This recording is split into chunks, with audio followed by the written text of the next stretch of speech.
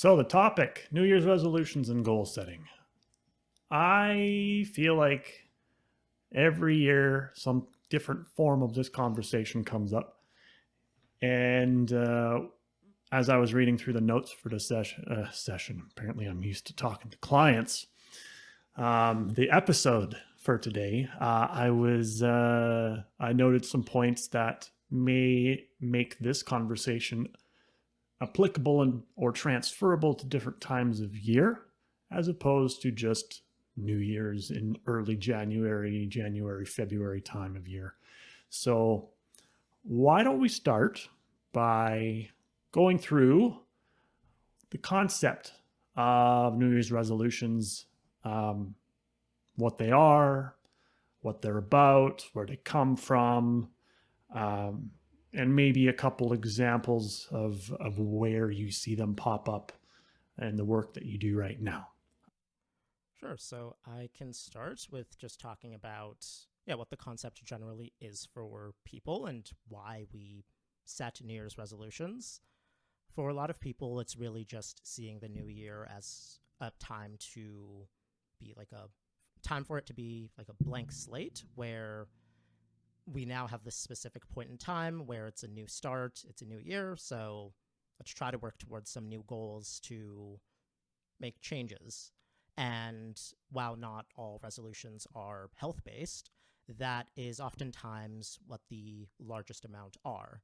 It tends to be things like health, things like weight, things like finances, but overall, health-related goals tend to be near the top. And so I thought that would be a good thing to discuss today. Of course, with it also being close to the beginning of the year, something that's on a lot of people's minds, something that people may have been trying to think through over the last couple of weeks, and something that people may want some guidance with to try to work towards. Yeah. Andrea, thoughts?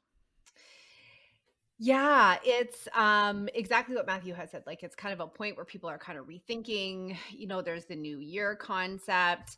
Maybe a little bit controversial, but for me, I feel it's this interesting time that it's coming off of. So if you think about the buildup of the last couple of months, is a difficult time. It's maybe more traditionally more celebrations, holidays, and then for people who celebrate a lot of the things in December, then it's kind of coming off of almost like, oh, I'm feeling really guilty about what's happening. And I've been indulging a little bit more, either spending a little bit more or eating a little bit more, drinking a little bit more. So it's coming off this like, oh, I need to be doing better. I should be doing better once January hits. So I always feel it's interesting conversations with clients of where is this coming from, this all of a sudden burst of needing to be better, needing to swipe everything clean. And in some cases, for clients, it's a good like reflection period. So I tend to think of New Year's resolutions as maybe not setting, but maybe we need to actually pause, reflect, then decide what action where we're going to take. Where I find resolutions can be more just like, I kind of call it like that lottery effect. Like, I'm going to win the lottery today, so I'm just going to go do this and I'm going to wake up and that's what I'm going to do moving forward for the rest of the year. So there's a lot of intensity, but maybe not a lot of thought of how you're actually going to do it, what you're going to do it. So I think I lost my train of thought amongst all of that because it comes up. But the health industry is preying a lot on that leading up to January. You're already seeing ads of like, hey, it's going to be a new year, new you, better get on that before the Christmas season. And then January comes and it's like, hey, you need to be a new you, take this so you can be that person and do this so you could be that person. So the health and wellness industry kind of drives that resolution piece a little bit. And I feel like some of the things that you mentioned may give some sort of indication as to why resolutions may not pan out the way that people hope, which is maybe a good percentage of it, which we'll go through in a few minutes here. But why would a resolution not work out? Why would it fail? Why somebody set something and then they misfired on it, or they just didn't get where they wanted to go? Well, where does that come from? there are a lot of places where that can come from. So just jumping off of what Andrea said regarding some things based in like advertising or trying to things that are more predatory in nature, a lot of the part where things can go wrong is having a resolution or goal that is not really based on something that is important to you or a goal that you would actually have yourself. For some people, it can feel like they should have a specific goal because that's what they're bombarded with a lot of marketing at this time of year. You should have a goal to lose a certain amount of weight in a certain way, or you should have a goal to follow this particular fitness program that might have been advertised. So I think a really big thing is if we are trying to set ourselves up for success, trying to choose a goal that is based in something that's important to us rather than being based in some kind of pressure or some kind of goal that maybe a different person has that may not be the right goal for you. I like that. Andrea, thoughts? I 100% agree on that. Is we're constantly told we should be doing this, it should look like this, we should be able to do all of this, and that's I think where that comes from, of just, oh yeah, I should be eating healthy, so that's just going to be my New Year's resolution because somebody told me once that I should do that. And then the next day it's like, well, I don't really know how to do that, so they came up with more of an outcome based, and forgetting that there's actually steps that would need to be able to do to be able to carry out that outcome. And I think that's the piece that's really disconnected with resolutions. I mean, when the both of you described some of those pieces there, those things aren't really too surprising, because I mean, if they're seeing a bunch of messages, marketing, talking to people, whatever else, something that's outside of their own mind, and they have this vision of something, and the resolution is to become whatever that vision may be, without thinking, oh, there's steps involved, oh, how long is this going to take, those pieces, then we probably will get into a little bit of a problem. But we can flip that, Matthew, this next part on thinking of those pieces. What steps can people take with that? Well, one big thing that we've alluded to here is focusing more on a set of behaviors and changing those behaviors throughout the year, rather than that specific outcome in itself. Even if that's what's at the back of our minds, that alone can't really work as a goal to work towards for a number of reasons. So again, just using something like, just picking a common one, like I'm going to lose X amount of pounds throughout the year. If we look at how we normally want to formulate goals, that is a specific number, but there isn't really a process or behavior involved there where we're able to track our success towards that. We're able to know, have I done what I was supposed to in this particular week, when it's really just a big goal at the end of the road. So a big thing there is, so there are a few pieces here that I think are important in trying to formulate goals in a better way. One just very common one that a lot of people are going to be familiar with is something like using a SMART goal kind of structure. So again, starting with something that is specific, because if we want to be able to actually measure our success, having specific indicators makes that a lot easier. If I know that I was supposed to, let's say, do an exercise for this particular week, or do a certain workout this particular week 3 times, it's pretty easy to know if I've achieved that for this particular week. It's also very easy to measure that because, again, you're just doing what you set out to do there. In terms of the goal also being measurable, that can include not just in terms of what you did during the week, but some kind of, like if, let's say, you're running a certain, you're doing like minutes of physical activity in a week, like that's something you can measure. We also want to be setting goals that are realistic and attainable, where we don't want to set ourselves up for failure in the year. We want to do something that is truly realistic for us, but at the same time is something that's challenging. So not too easy, but not something that's completely unrealistic.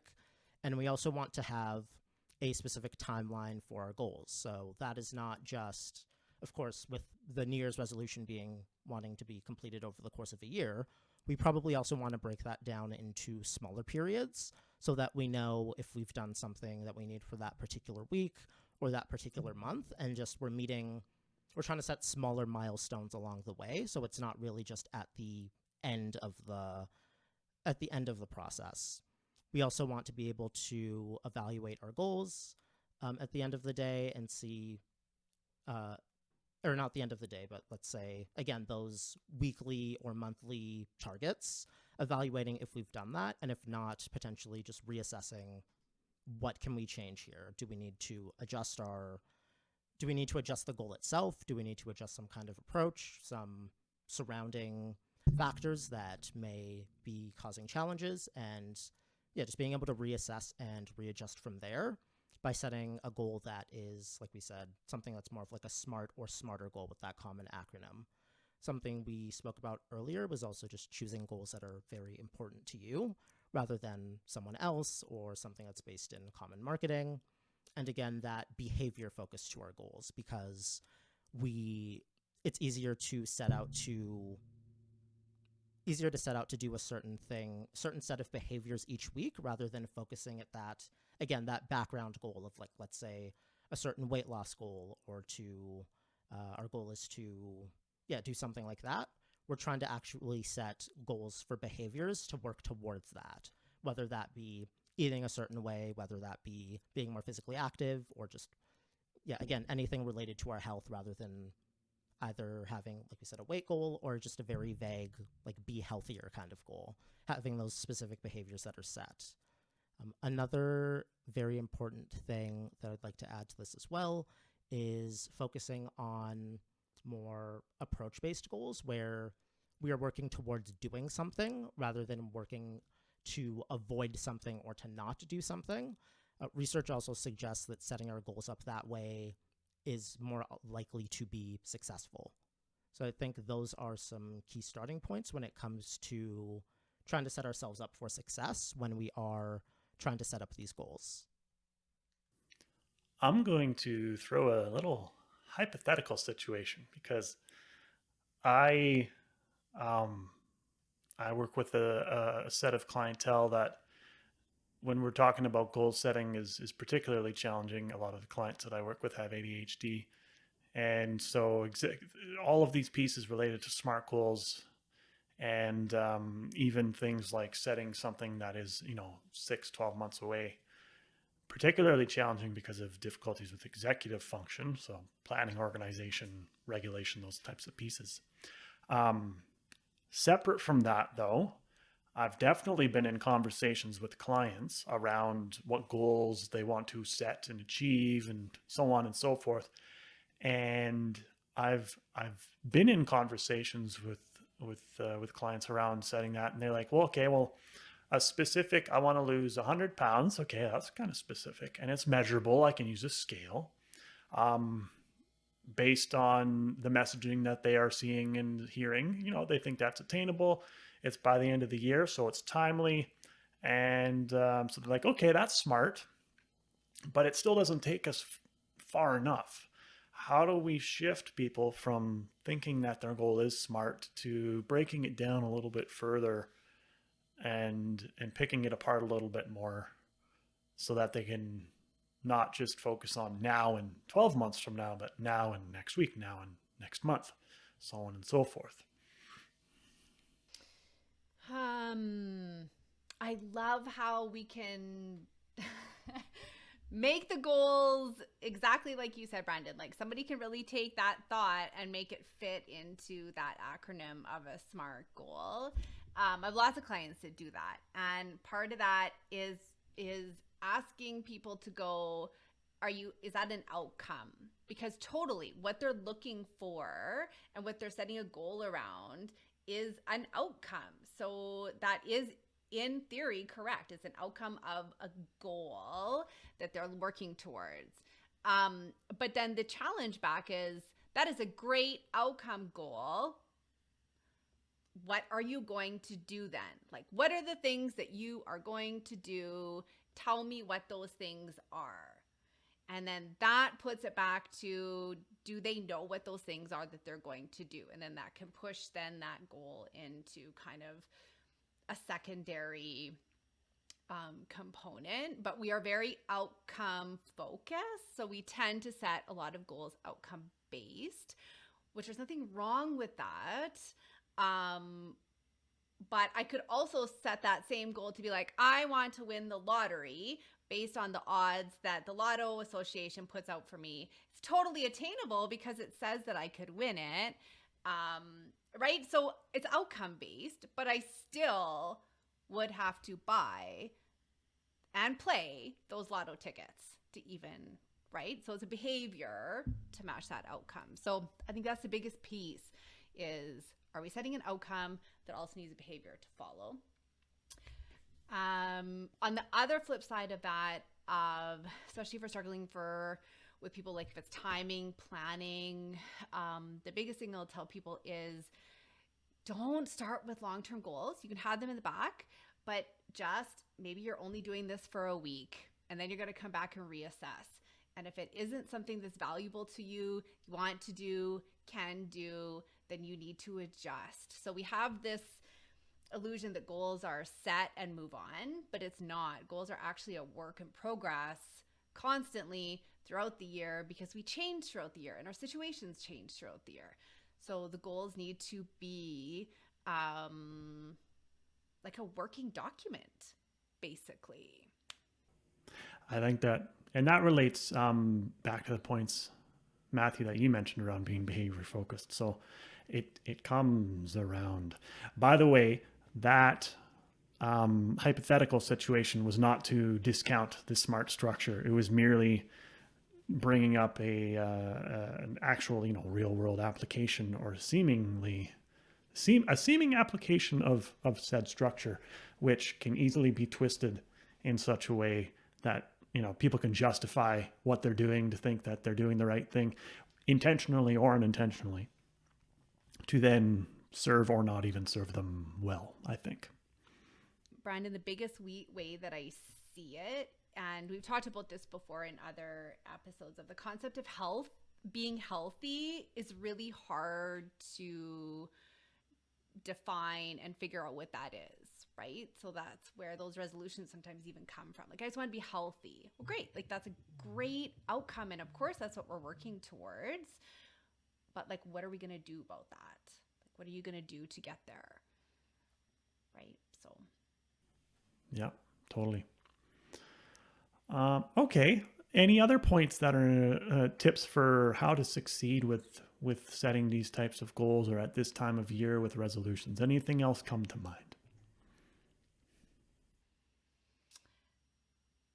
I was more thinking this time of year, and kind of what we talked about, like heavily marketing influenced messaging that's out there, is if you're thinking about resolutions, you're thinking about setting goals, just to be mindful if it's coming from a quick fix cure mentality messaging, because this time of year we might just be a little bit more vulnerable coming off of the holidays or whatever. So just being mindful of, SMART goals resolutions are also not a quick fix.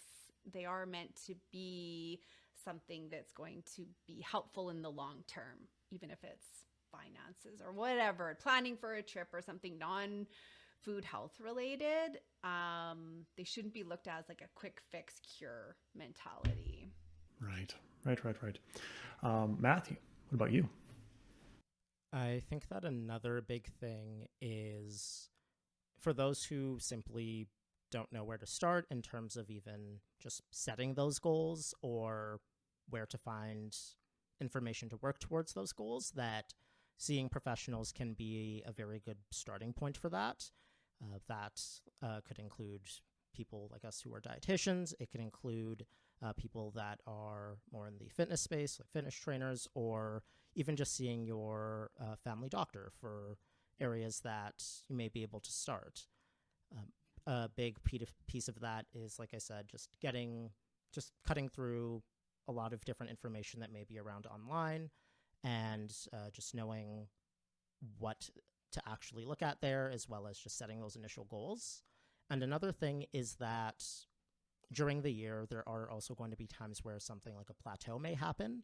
And although maybe, let's say, the beginning of the year, you knew exactly where to start and things were going well, that may also be another time to check in with someone else to see how you can build upon what you've already achieved and to continue that into not just till the end of the year, but ideally just continuing that as a lifestyle behavior continuously into the future.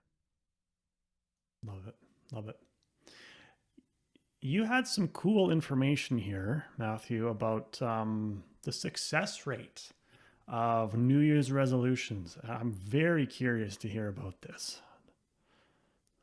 Yeah, so I wanted to end here with something a little more positive to just show that setting these goals can be valuable, because a lot of the time a New Year's resolution is seen as like kind of a meme where like the default is like that's not actually going to happen. They're going to quit after however many days or weeks. But there is some data that suggests that with certain approaches that New Year's resolutions can actually be met for the full year. So starting with just some more general data, there are some studies that find that resolutions on average can only last a few weeks or a few months or up to about half of the year.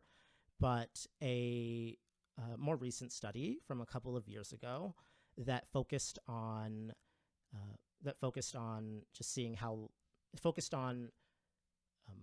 things that were associated with greater success in setting these resolutions found that, so in this study, after a year, 55% of the study respondents reported that they were successful in sustaining their resolution for that full year. So you may be wondering what may have been different in this group as opposed to groups from the other studies with lower numbers. Something that was found to be very helpful, and these are some of the things we discussed a bit earlier, were that those who set more approach-based goals as opposed to avoidance-based goals were much more successful in their resolutions. So those who set out to add something to their daily or weekly behaviors as opposed to taking something out or trying to restrict themselves of something, those who had an approach that was more working towards doing new things were much more successful in their resolution. In this group, it was actually 60% of people, so even more than the 55 average. So like we said at the beginning, that is something that we would suggest in just increasing the likelihood of success. And another important thing was that those who received some kind of support throughout the year were also more likely to be successful. And this was also more of a linear relationship where those who received a higher amount of support were more successful in having their goal last at least that year. And this kind of support can come in a number of ways. So we discussed ways that maybe working with a professional can provide that support, not just that additional information, but also just support along the way in maintaining these behaviors, and as well as help with things like troubleshooting, where, maybe something was going well for a bit, issues came up, we want to get back on track. It can help to see professionals in situations like that, but even just support from friends and family members is also a considerable factor when it comes to success with these goals. That could be working together with someone on your resolution. So maybe you are exercising together at some point, or you're engaging in a health behavior, maybe with someone that you live with, a family member, a partner, something like that. That's also a big factor when it comes to success with these resolutions. So so I think it is good just to know that there are ways to increase your chances of meeting those resolutions a year or more later after you've set them. Really cool. It's really cool. I feel like a lot of people listening or / watching may be surprised to hear that number, because I know conversations that I've been in is like, oh, like it's significantly less, like below 50% for sure, like well below. And I mean, of course, all the factors that are in amongst setting a goal of some sort. I mean, there's a lot of variables there, but all of those pieces to see that number and the difference between different types of goals, super cool. Andrea, any thoughts? No, it does. It does lead to those big things really around goal setting and meaningful and making them accountable and coming back to them and reflecting. And I think that's just a great practice no matter what it is. So that is just to show too, right? If there is that thought put into accountability, that we can set up for success for sure. I'm hopeful with that information because this is more culture internet based. But anyway, so January 17th actually is like Quitter's Day, like ditch New Year's resolutions because we're already in and it's time to ditch them. So like those messaging starts to come out on that, but maybe we should be reframing it of reflecting on it and going back to those pieces that Matthew said that set people up for success, right? Reflecting on, do we have those things in place to be successful? Yeah, totally. To finish this off, let's finish it off with these points here around something that we mentioned early on in the episode. As you think through what we just discussed, go back, re-listen to some of it, you'll probably notice that a lot of these things don't only apply to January 1st to January 31st. They are around goals, resolutions, outcomes, how you approach goals, how you go about setting them, how you go about evaluating them, so on and so forth. So this can be applied at any time of year, really. Am I right or am I wrong? Yeah, any time of year for sure, and also any kind of topic or goal. We have been focusing on health a lot, but as I mentioned earlier, common resolutions involve things like finances, things like, just a lot of different categories, and a lot of those even do go back to impacting our health in an indirect manner. Things like, if you want to learn a new hobby during the year, that can have some benefits when it comes to things like mental health and just having things to do during the day. Other things like that, it applies to more than just health. Yeah. I was going to say the same thing. Basically, goals really should be set at multiple times during a year, because we evolve and we change over a year. Situations change. We're maybe presented with different challenges that need some problem solving and worked through, or what worked in February and March no longer works in the summer. So, goals aren't just this stagnant thing. They are meant to move. And that practice, keep reflecting. I think that's a big thing too, is how are we doing? Is what I've set out to do still applicable? Is it still valuable? It might not be. And that's okay too. Like, it's okay to ditch goals and move on from them and reset them and make them more applicable. So anytime we can do that. Well, let's end there then. I found this very helpful. I hope everybody listening / watching found this helpful.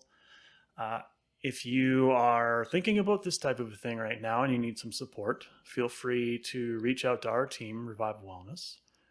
And if you know somebody around you that is talking about New Year's resolutions, goal setting, think this would be valuable, share this with them and let them have a listen or watch. But we'll leave it there for now. And thanks for watching. Thanks for listening. See you soon.